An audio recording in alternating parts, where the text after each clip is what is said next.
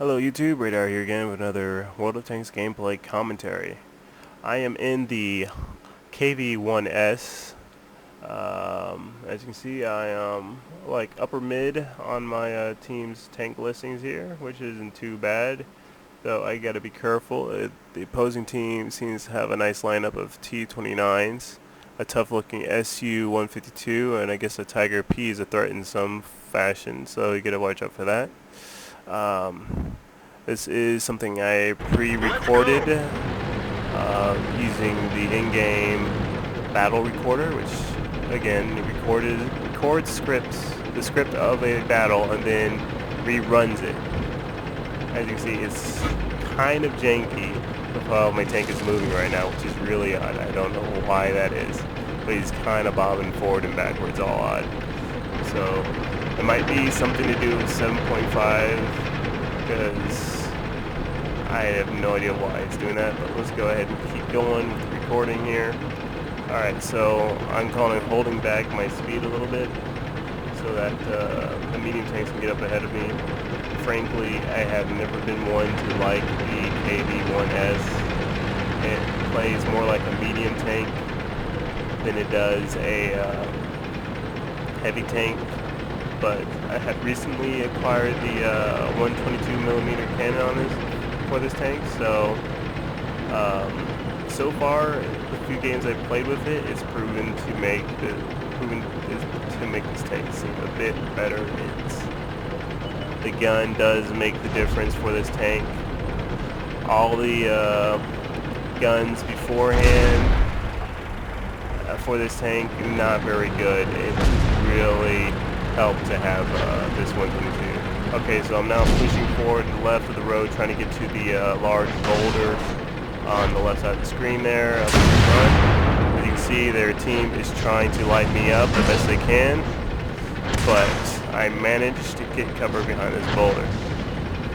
Now you gotta keep maneuvering. If you sit in one spot for too long, guess what? You're basically creating yourself, a choke point. You got to keep the opposing team off balance. And so I'm going to engage this T-29. Did not do any damage, don't know why, but I did track it. So at least that's the silver lining of that cloud there. Alright, so I'm going to keep hammering on this T-29. As you can see, I did a good hit that time. I am really enjoying the 122 on this tank. It has proven itself very useful. It makes this tank worthwhile. So as soon as you're capable of getting the 122 for the KV-1S, go ahead and get the 122, because the other guns really don't help. I mean, it felt like I was playing with a very bad medium tank. It made it feel like the American T1 heavy tank. That's how I felt about the KV-1S until I got this gun here. Alright, so we are really tearing them apart. They are just, see, they did not push forward. They are just sitting in this small path, an easy point for us to watch and start, it's like shooting fish in a barrel. I don't know why I didn't get a hit in that one, but hey. Alright, the Panzer 3-4 shouldn't have ran out there. Why he ran out there, I do not know. So I'm going to hit the Panzer 4 here. Boom, see, no hit, no damage. The Panzer 4 has awesome frontal armor and turret armor, believe it or not. It is a pretty competent medium tank for its tier. Once you upgrade it a bit. Alright, the A-20 was an easy kill. The thing I'm worrying about now is the SU-152 as a pretty good tank destroyer. Best bet with these kind of tank destroyers is to, use speed as a weapon, outflank them, and take care of them that way. Once you're on like the flank of one of those big heavy tank destroyers, it's basically no contest generally. And you can take them on one-on-one once you're up close and on their flank. It's practically over for them. Turreted tank destroyers, not so much, but turreted tank destroyers generally have weaker armor. Alright, so I'm going to push forward and get on the flank. My teammates are doing the wrong thing and they're just inching their way forward, which allows the SU-152 to take safety with its frontal armor. Alright, nice hit by a friendly teammate. Tracked him. I'm on its flank. Going to its rear. Easy weak point hit. Bam. Alright, Panzer IV is next on the list. Alright, it got a nice track hit on me. And I had already assumed at this point that there's enemy forces further down the road here, probably up on the little cliffside overlooking their base.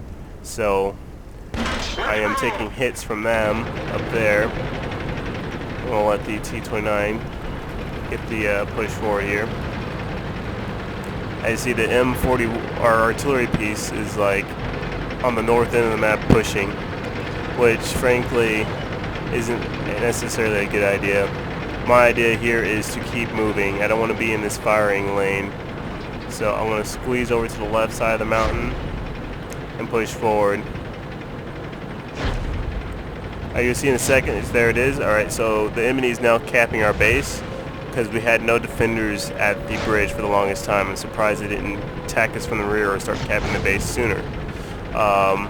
What should have happened, alright, M41 out of the way, is the entire team should have been pushing forward. Those mediums should have been right on my tail at this point, but they didn't. They are holding back, engaging that KV, which frankly they can outmaneuver and get into the base and then engage from their base.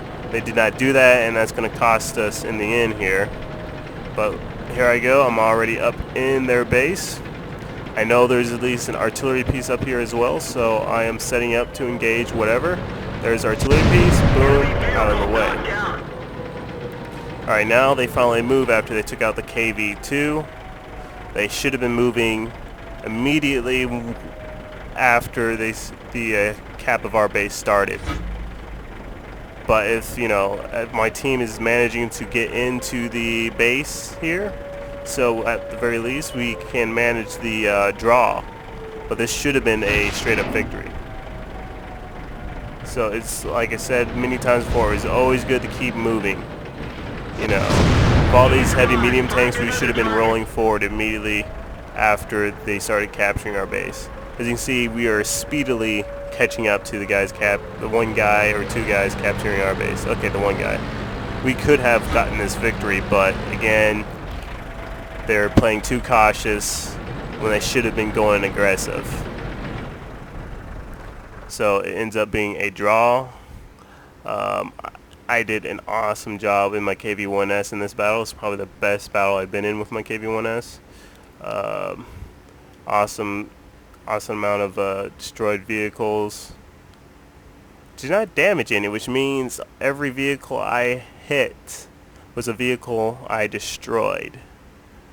So, see Battlefield Heroes, I'm Top Gun. And that will be it for this episode of World of Tanks gameplay commentary. I hope to have more coming soon.